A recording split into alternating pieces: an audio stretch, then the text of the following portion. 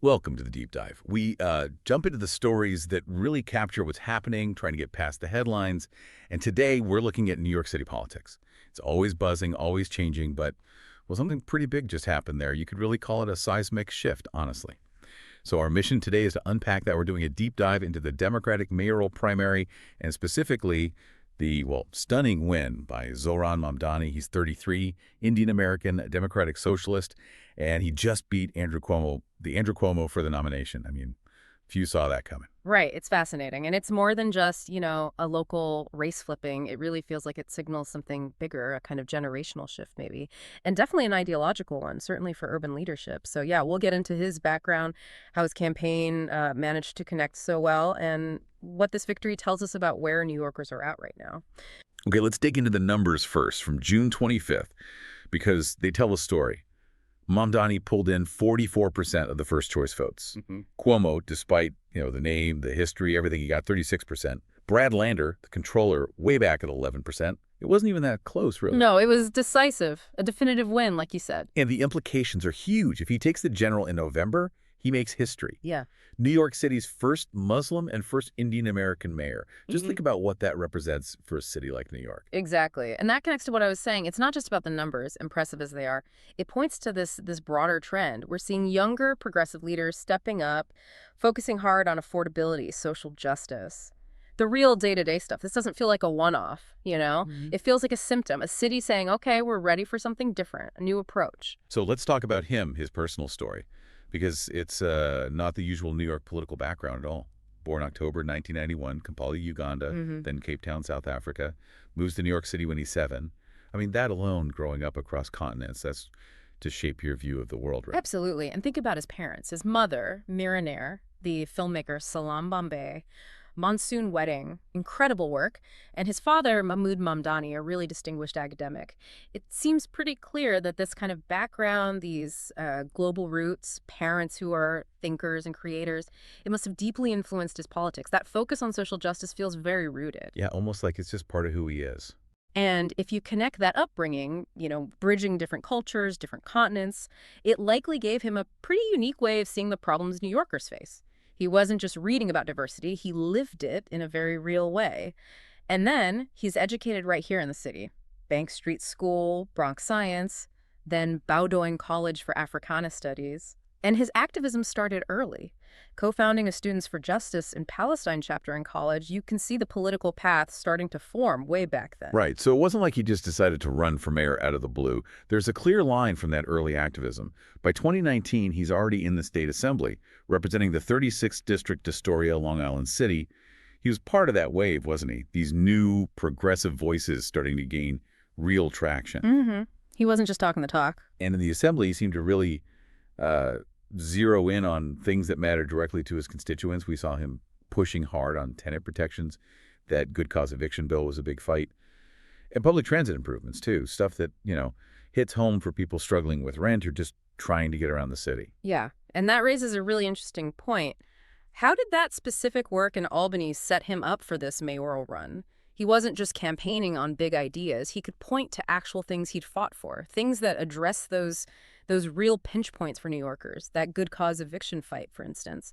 It showed he understood the deep anxiety around housing, the precarity, that practical experience focusing on the grind of city life. That probably gave him credibility that maybe other candidates lacked. He wasn't just another politician. He was someone who'd been in the trenches on these specific issues. Okay, so that groundwork was there. But then his actual campaign platform, this is where it seemed to really ignite, right? He went right at the big ones. Cost of living, affordable housing, the absolute desperate need for it, public transit nightmares, immigrant rights, core stuff. Yeah, the core anxieties of living in New York today. Exactly. I mean, think about it. You're living in a city where a tiny apartment costs, what, over $3,000 a month. Subways are delayed constantly. It grinds you down. So he talks about rent freezes, free buses, free childcare, city-owned groceries, 200,000 affordable housing units. Those aren't just policies. They feel like lifelines. They feel incredibly direct. Yeah. Relevant in a way that maybe broader promises don't. Did that directness cut through? I think so. And his ability to connect personally, especially in Queens, his home turf. That really mattered. Other candidates might have had detailed plans, sure. But Mamdani's promises felt almost like immediate relief, like you said, a lifeline. Or finding that $20 bill you desperately needed. It wasn't abstract. It was about easing the immediate squeeze. That specificity, addressing the pain of everyday life so directly, that's what seemed to resonate so powerfully. Which brings us to election night, June 25th. Just a stunning result. Mamdani gets 44%, Cuomo 36%, Lander 11%. And Cuomo makes the call, concedes, says, tonight was not our night. Pretty blunt. Yeah, a clear acknowledgement. And Mamdani's victory speech sounded, well, very inclusive. Mayor for every New Yorker, whether they voted for him or Cuomo or felt too disillusioned to vote at all. Trying to bridge those divides early on. And it seems like ranked choice voting, which was new for this mayoral primary, probably played a significant role here. Oh, definitely. RCV changes the whole dynamic. Explain that a bit. How it might have helped Mamdani. Well, with RCV, you rank candidates. If your first choice doesn't have enough votes to win or gets eliminated, your vote goes to your second choice, and so on. So Mamdani might have picked up a lot of second or third choice votes from people who initially backed other progressives, or maybe even some anti-Cuomo voters. It helps candidates build broader coalitions beyond just their initial base. Right. So it wasn't just about being the top choice for 44%, but also being an acceptable second choice for many others. Exactly. Which leads to the question, why did he stand out in that field of 11 candidates? Cuomo had the name, the legacy, but also, well, a lot of baggage, right? The scandals, sexual misconduct allegations, the nursing home controversy during COVID, that definitely hurt him. It must have. It really dimmed his shine, you could say. For sure. And then you had someone like Brad Lander, a solid progressive, the city comptroller, but maybe he just couldn't match Mamdani's grassroots energy or the sheer direct relevance of Mamdani's promises we talked about. It did feel like a classic underdog story in some ways. David versus Goliath, but playing out of the ballot box. And David had the votes this time, clearly. So, looking ahead now, November.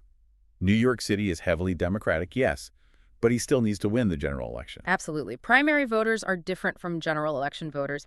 He'll need to broaden his appeal, reach out to independents, maybe even some moderate Republicans, definitely the voters who backed Cuomo or Lander in the primary. How does he do that? What's the likely strategy? Probably double down on those affordability issues, those resonate across the board, but also he'll need to address the experience question head on. Lean on his assembly record, show he understands governance, not just activism. It's about translating that primary excitement into a wider coalition. It's a challenge. Okay, let's pull back the lens a bit.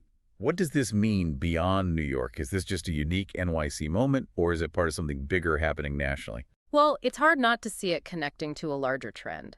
Think about figures like AOC, other young progressives who've shaken things up. Mamdani's win definitely feels aligned with that energy. It suggests voters, particularly in big cities, are really hungry for new voices, new ideas, less patience for, the old ways of doing politics. A rejection of the establishment, maybe? Partly, yeah. Or at least a sign that the definition of establishment is changing. The question is this a permanent shift? Or is it more of a temporary reaction to specific current pressures, like the affordability crisis being so acute in New York right now? Hard to say for sure yet. Very hard. But what's undeniable is the message sent on June 25th.